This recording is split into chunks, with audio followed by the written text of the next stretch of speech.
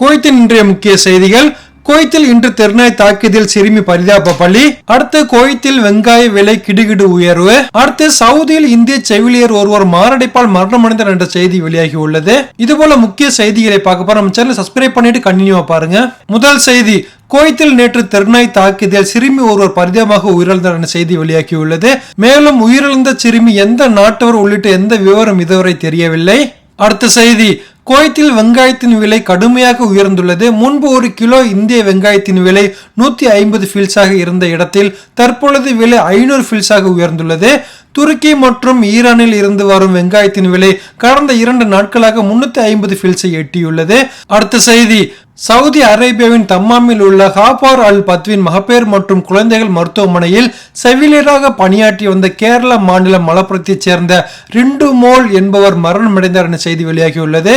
இதுபோல் குவைத் செய்திகளை உடனுக்குடன் தெரிந்து கொள்ளும் சேனல் சப்ஸ்கிரைப் பண்ணி வீடியோ லைக் பண்ணி மறக்காம அந்த பெல் பட்டனை கிளிக் பண்ணி வச்சுக்கோங்க. மீண்டும் அடுத்த வீடியோவில் சந்திப்போம். நன்றி.